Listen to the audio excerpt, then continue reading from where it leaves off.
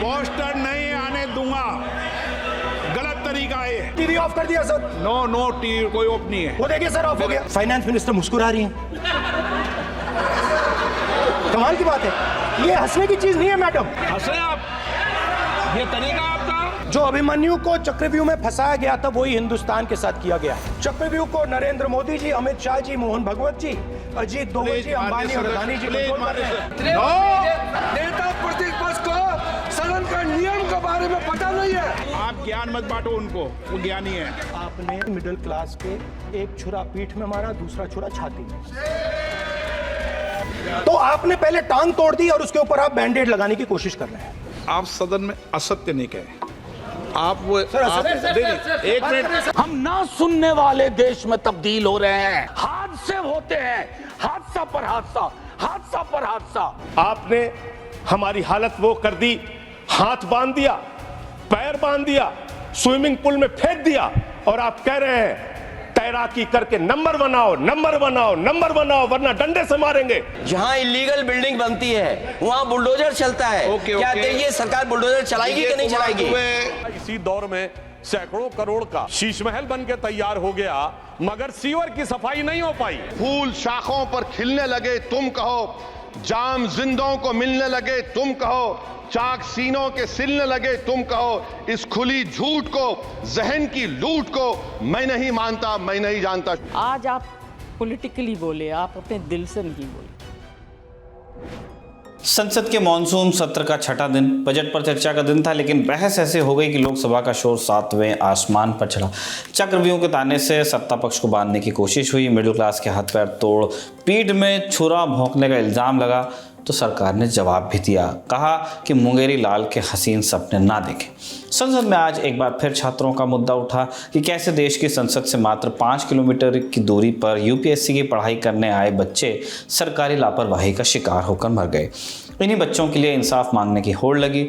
गुस्से में कही गई बातें किसी के घर के पर्दे से निकलकर किसी के आंगन तक पहुंच गई। ये सारे किस्से हम एक बार फिर आपके सामने लेकर हाजिर हैं आपके शो संसद में आज में।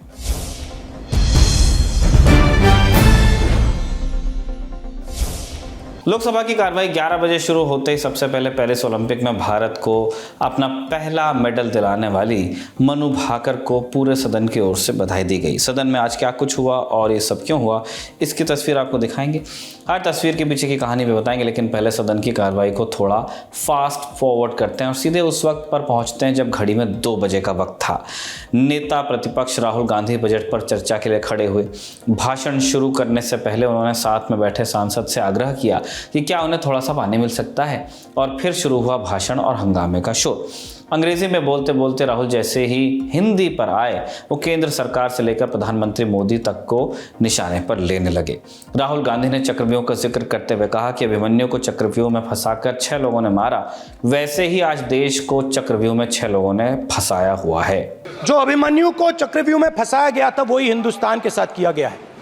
हिंदुस्तान के युवाओं के साथ, हिंदुस्तान के किसानों के साथ, हमारी माताओं बहनों के साथ, स्मॉल बिजनेसेस के साथ, मीडियम साइज बिजनेस के साथ। सर, अभिमन्यु को 6 लोगों ने मारा था।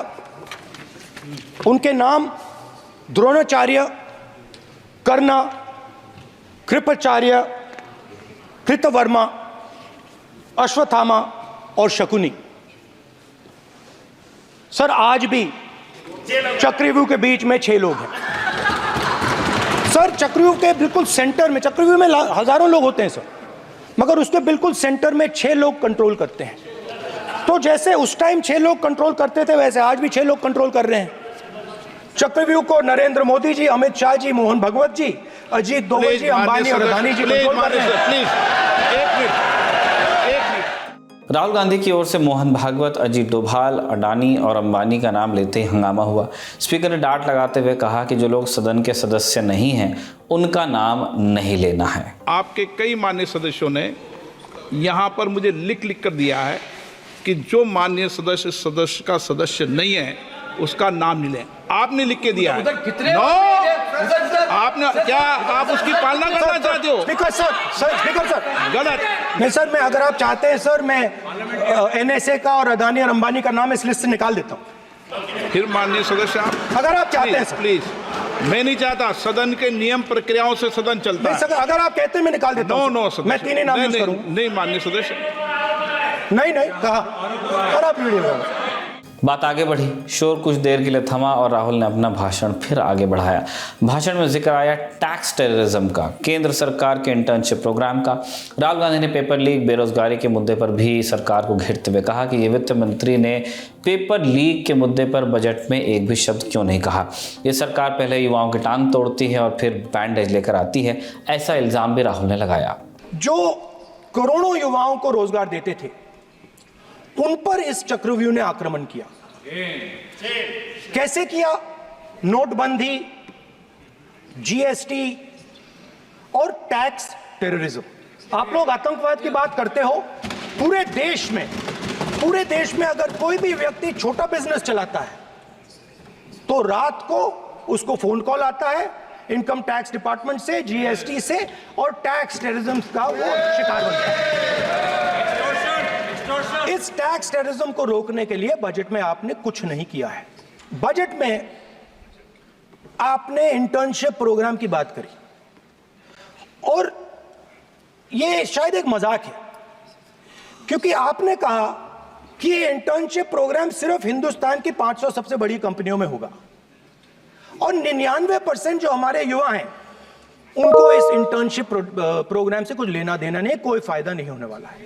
तो आपने पहले टांग तोड़ दी और उसके ऊपर आप बैंडेड लगाने की कोशिश कर रहे हैं। पेपर लीक के बारे में फाइनेंस मिनिस्टर ने बजट में एक शब्द नहीं कहा है। युवाओं के लिए पेपर लीक सबसे जरूरी मुद्दा है, उन्होंने एक शब्द नहीं कहा है पेपर लीक के बारे में। एक बार उन्होंने पेपर लीक नहीं कहा और उल्टा जो एजुकेशन बजट में पैसा देना चाहिए था वो आपने 20 साल में सबसे कम पैसा दिया है। 2.5% of budget is gone to education. Rahul ने अग्निवीर स्कीम, एमएसपी की लीगल गारंटी जैसे मुद्दे भी उठाए और जैसे ही ये इल्ज़ाम लगाया कि किसान मुझसे मिलने यहाँ आना चाहते थे, आपने उन्हें यहाँ नहीं आने दिया, इस पर स्पीकर ने उन्हें टोका कि सदन में गलत ना कहा करें। आप सदन में असत्य नहीं कहे। आप वो एक मिनट, हाँ चलिए, चलो,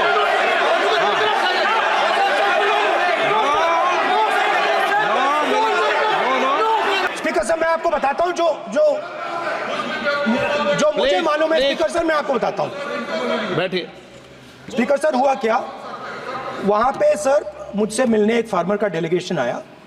मुझे बताया गया कि फार्मर के डेलीगेशन को अंदर नहीं आने देंगे। मैं उनसे मिलने जब गया तब उनको अंदर आने दिया गया था। सर ये फैक्ट है सर। अब पता नहीं कोई मिसकम्युनिकेशन हुआ वो अलग बात है, बट फैक्ट ये है कि जब मैं मीडिया के साथ वहां गया तब दरवाजे पार्लियामेंट के, संसद के उनके लिए खुले, उससे पहले वो बंद थे। घड़ी के बढ़ते कांटे के साथ राहुल गांधी के भाषण में गुस्सा बढ़ता जा रहा था। राहुल ने ताली थाली वाली घटना के बहाने सरकार पर तंज कसते हुए कहा कि सरकार ने मिडिल क्लास के पीठ और छाती में छुरी मारी है। जब प्रधानमंत्री ने कोविड के समय उनसे थाली बजवाई थी तो उन्होंने दबाकर थाली बजाई, धड़ धड़ धड़ धड़ धड़ थाली बजा बजाई। हमें अजीब लगा, मगर प्रधानमंत्री ने मिडिल क्लास को ऑर्डर दिया तो मिडिल क्लास ने थाली बजाई। उसके बाद प्रधानमंत्री ने उसी मिडिल क्लास से कहा मोबाइल फोन की लाइट जलाओ, और मोबाइल फोन की लाइट जली। अब इस बजट में आपने उसी मिडिल क्लास के एक छुरा पीठ में मारा, दूसरा छुरा छाती में। राहुल गांधी की ओर से जब बार बार अडानी और अंबानी का नाम सदन में लिया जाने लगा तो एक बार फिर स्पीकर की ओर से टोका गया और कहा कि सदन का सदस्य जो नहीं है आप उसका नाम नहीं ले रहे हैं, क्यों ले रहे हैं। इस पर संसदीय राज्य मंत्री ने भी राहुल गांधी को निशाने पर लिया। स्पीकर को चैलेंज करते हैं आपको नियम मालूम नहीं है। इस सदन का सदस्य होने के नाते नियम जानना जरूरी है। नेता प्रतिपक्ष को सदन का नियम के बारे में पता नहीं है, ये बहुत दुख की बात है। हम लोग जो भी इस सदन का सदस्य है नियम से चलता है। लोकसभा स्पीकर को चैलेंज करके आज सदन के नेता प्रतिपक्ष ने इस गरिमा को गिराया है।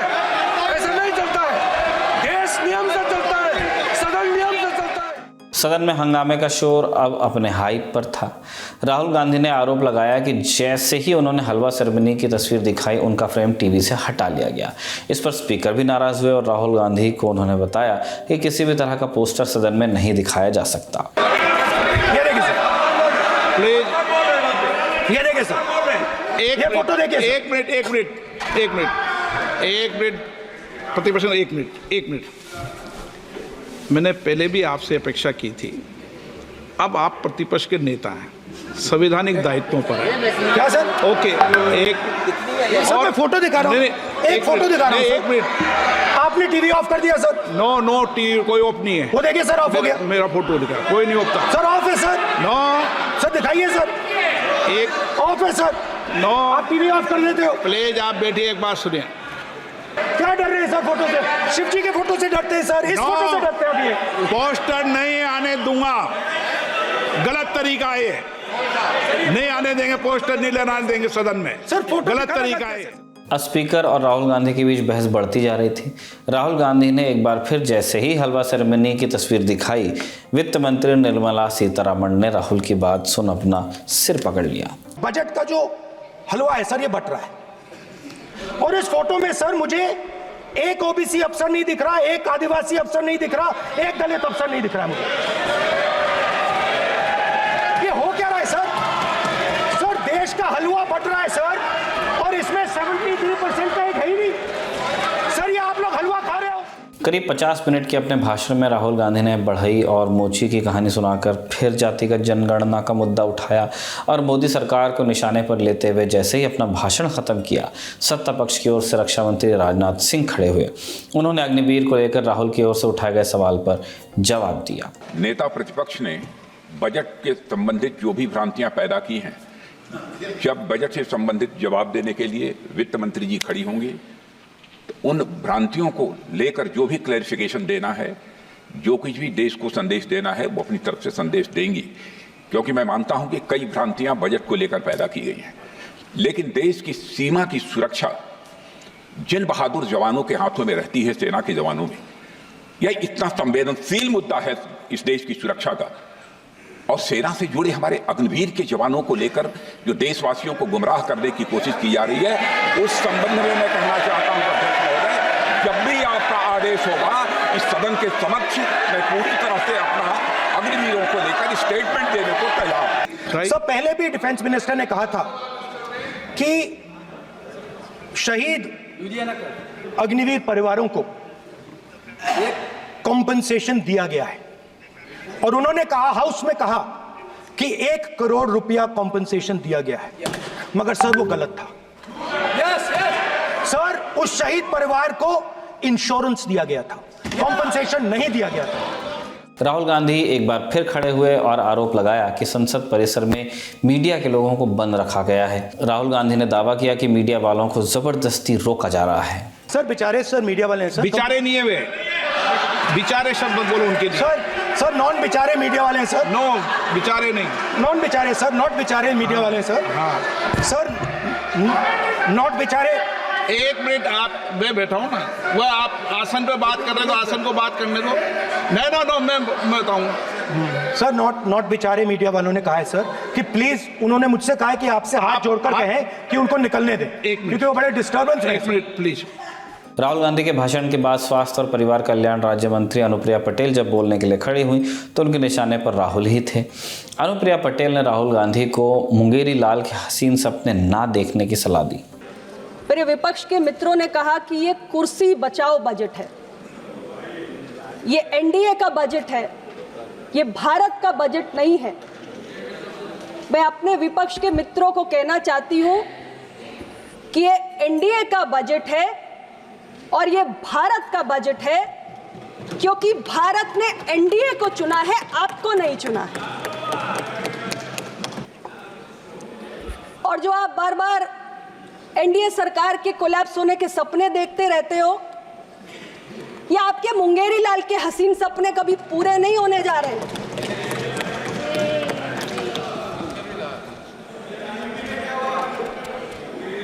हमारी सरकार पूरे 5 साल चलेगी और 3 गुना तेज गति से अपने तीसरे कार्यकाल में अपने सारे कमिटमेंट पूरा करेगी।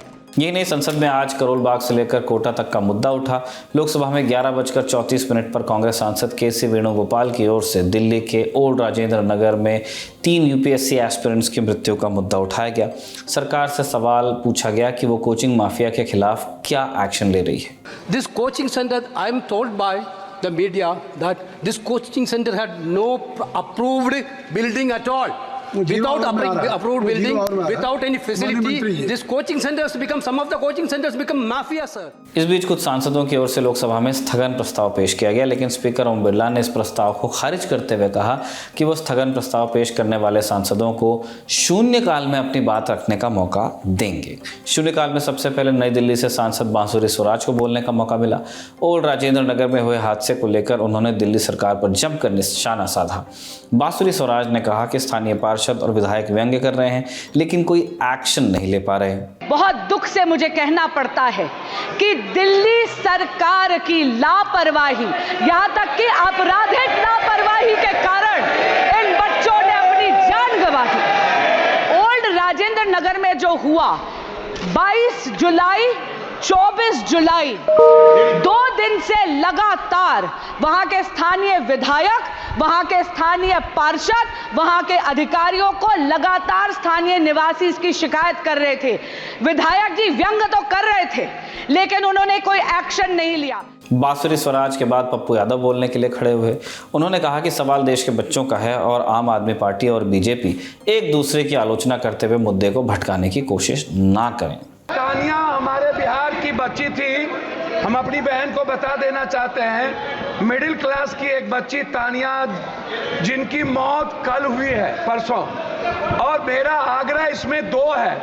मैं ना बीजेपी और आम आदमी पार्टी की आलोचना में, पूरे देश के बच्ची जो 60% बिहार के एसएससी यूपीएससी करने आते हैं या बाहर कोटा, लगातार हमारे कोचिंग, अध्यक्ष महोदय, लगातार कोचिंग का मानक गाइडलाइन गवर्नमेंट के द्वारा नहीं होना, सुरक्षा की व्यवस्था नहीं होना। पप्पू यादव के बाद कन्नौज से समाजवादी पार्टी के सांसद अखिलेश यादव ने मोर्चा संभाला। यूपीएससी की तैयारी करने वाले 3 छात्रों की मृत्यु के लिए उन्होंने केंद्र सरकार को जिम्मेदार ठहराते हुए पूछा कि क्या यहाँ भी यूपी की तरह बुलडोजर चलेगा। जो घटना हुई है दर्दनाक घटना है। यूपीएससी के स्टूडेंट जो तैयारी कर रहे थे, आखिरकार प्लानिंग और एनओसी देने की जिम्मेदारी तो सभी अधिकारियों की है। अध्यक्ष महोदय, जिम्मेदार कौन है, उनके खिलाफ कार्रवाई क्या हो रही है, नंबर 1।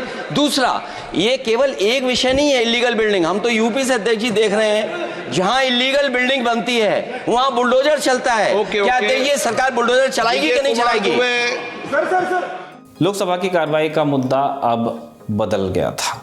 1 बजे बजट पर चर्चा शुरू हुई, यानी छात्रों से हम बजट पे आ गए। सपा सांसद ने किसानों के साथ साथ आवारा पशुओं के मुद्दे को उठाते हुए चौकीदार वाला तंज कस दिया। खुद प्रधानमंत्री आए थे उत्तर प्रदेश में विधानसभा चुनाव में, और उन्होंने वादा किया था उत्तर प्रदेश की जनता को, उत्तर प्रदेश के लोगों को, कि वो आवारा मवेशियों की समस्या से किसानों को हल दिलाएंगे, निजात दिलाएंगे। तो क्या इस आवारा पशुओं की जो समस्या है, जिसकी वजह से आज हमारा देश चौकीदार बन गया है, रात भर सो नहीं पा रहा है, तो क्या कोई प्रावधान बजट में रखा गया है इस समस्या को लेके? बजट पर चर्चा के दौरान असदुद्दीन ओवैसी ने केंद्र सरकार पर इल्जाम लगाया कि वो मुसलमानों को अलग अलग योजनाओं के तहत मिलने वाले फंड में कटौती कर रही है। ओवैसी ने पीएम मोदी पर तंज कसते हुए कहा कि एक शख्स चाय बेचकर पीएम मोदी बन जाता। मुसलमानों का शेयर रेगुलर एम्प्लॉयमेंट में लॉस हो रहा है, एम्प्लॉयमेंट का। मुसलमान नौजवानों का ना रोजगार मिलता है, ना तालीम के मौके, ना हुकूमत उनको कोई तरबियत सहूलत दी जाती है। मैं मोदी हुकूमत को एक मुसलमानों का एक अछूत बना दिया है, ना कोई सियासी नुमाइंदगी है, ना मुल्क की तरक्की में इनका कोई हिस्सा दिया जा रहा है। 46 मिलियन बच्चे स्टंटेड हैं मेल न्यूट्रिशन की वजह से। 25 मिलियन बच्चे वेस्टेड हैं। मासूम बच्चों की यह बदकिस्मती और बदबख्ती है कि एक शख्स चाय बेचकर वजीर आजम बन गया। और अनएम्प्लॉयमेंट पर अभी बोला गया हम नौकरियां दे रहे हैं, तो शायर ने इनके बारे में अच्छा कहा कि फूल शाखों पर खिलने लगे तुम कहो, जाम जिंदों को मिलने लगे तुम कहो, चाक सीनों के सिलने लगे तुम कहो, इस खुली झूठ को, जहन की लूट को मैं नहीं मानता, मैं नहीं जानता। शुक्रिया मैडम। राज्यसभा की कार्यवाही भी लोकसभा की तरह 11 बजे शुरू हुई और यहाँ भी मुद्दा वही था, दिल्ली के ओल्ड राजेंद्र नगर में डूबने वाले यूपीएससी एस्पिरेंट्स की मृत्यु का विषय। बीजेपी सांसद सुधांशु त्रिवेदी, आम आदमी पार्टी की सांसद स्वाति मालीवाल समेत 7 सांसदों ने राउ आईएएस के बेसमेंट की लाइब्रेरी में डूबने से 3 यूपीएससी एस्पिरेंट्स की मृत्यु का मुद्दा उठाया। राज्यसभा में शॉर्ट नोटिस पर डिस्कशन की शुरुआत बीजेपी सांसद सुधांशु त्रिवेदी ने की। उन्होंने डूबने की वजह से दिल्ली में यूपीएससी छात्रों की मौत पर दिल्ली की केंद्र सरकार को जमकर घेरा। सुधांशु बोले कि उन्होंने सैकड़ों करोड़ का शीश महल तैयार कर लिया, लेकिन सीवर की सफाई नहीं करवा पाए। समस्या जल निकासी के कारण हुई। जल निकासी के लिए जो पीडब्ल्यूडी, एमसीडी और जल बोर्ड जिम्मेदार है, यदि वो हजारों करोड़ के घाटे में जा रहा है तो सरकार निरंतर उस चीज पे ध्यान न देकर, जहां जल निकासी की बड़ी समस्या है, यदि प्रचार पे ध्यान दे रही है तो यह विषय सदन के माध्यम से जनता के ध्यान में हम अवश्य लाना चाहेंगे। इसलिए मैंने सिर्फ यह फैक्ट रखा कि एक दिशा में 50 गुना अधिक खर्च किया गया और दूसरी तरफ वो कर्जे में दबता चला गया, उधर कोई ध्यान नहीं दिया गया जल बोर्ड के लिए। इसलिए मैंने यह तथ्य आपके संज्ञान में रखा। यहां पे मैं यह भी कहना चाहूंगा, मैं विषयांतर में नहीं जाना चाहता था, परंतु हमारे माननीय सदस्य ने कहा तो मैं ये भी कहना चाहूंगा, इसी दौर में सैकड़ों करोड़ का शीश महल बन के तैयार हो गया, मगर सीवर की सफाई नहीं हो पाई। और यदि मेरी बात पे आपत्ति है हमारे सम्मानित सदस्य को, तो वो ये आंकड़ा सामने रख दें कि कितना खर्चा उन्होंने उस कंस्ट्रक्शन पे किया था और कितना इन्होंने खर्चा इस कंस्ट्रक्शन पे किया है, तो मेरे विचार से जनता के सामने दूध का दूध, पानी का पानी हो जाएगा। सुधांशु त्रिवेदी ने जैसे इल्जाम लगाया, सदन का पारा चढ़ा।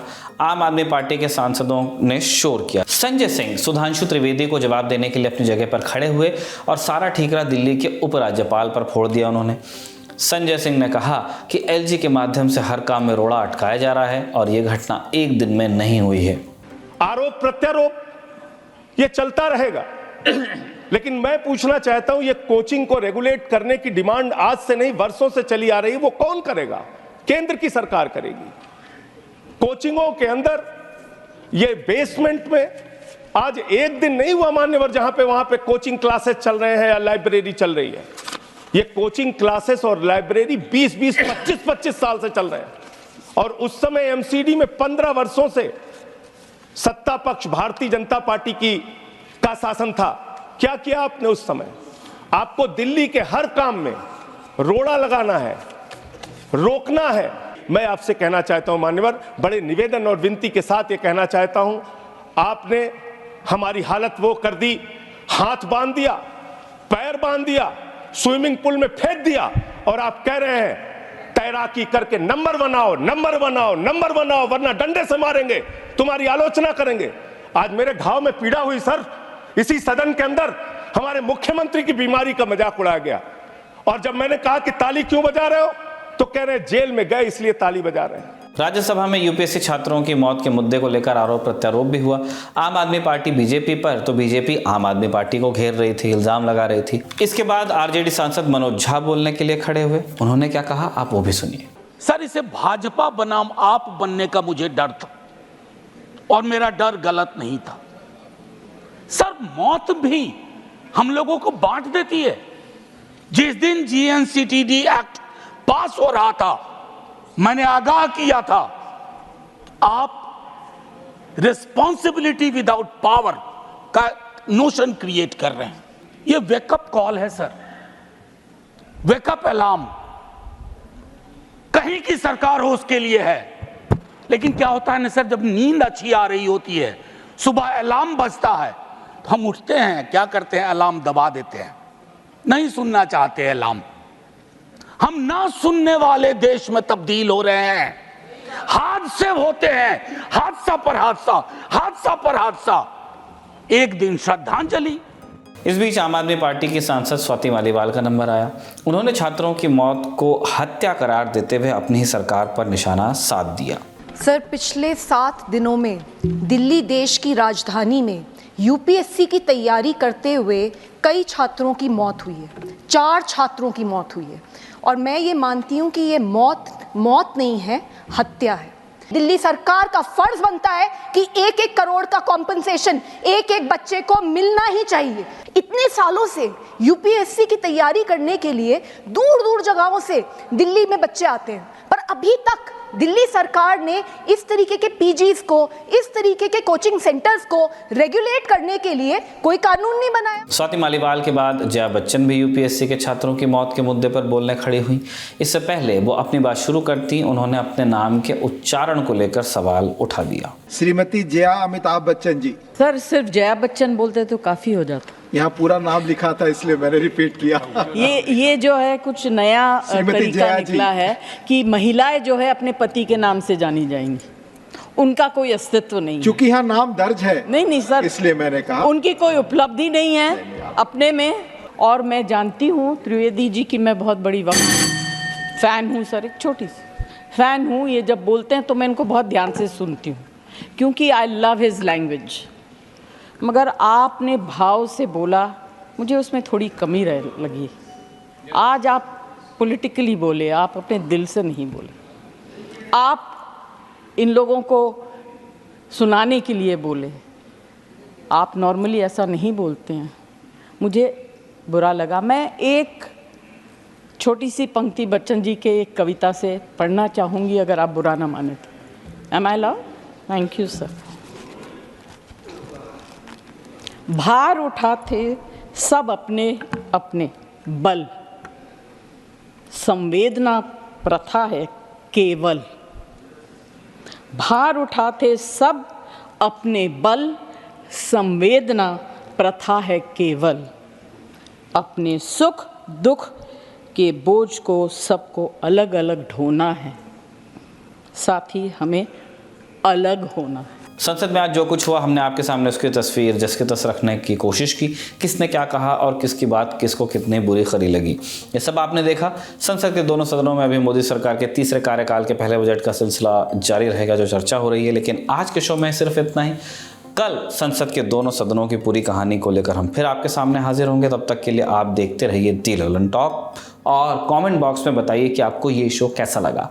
आपके लिए इस एपिसोड को लिखा था सुप्रिया ने, हमें निखिल, और इस एपिसोड को रिकॉर्ड किया था जतिन ने। देखते रहिए दी ललन टॉक।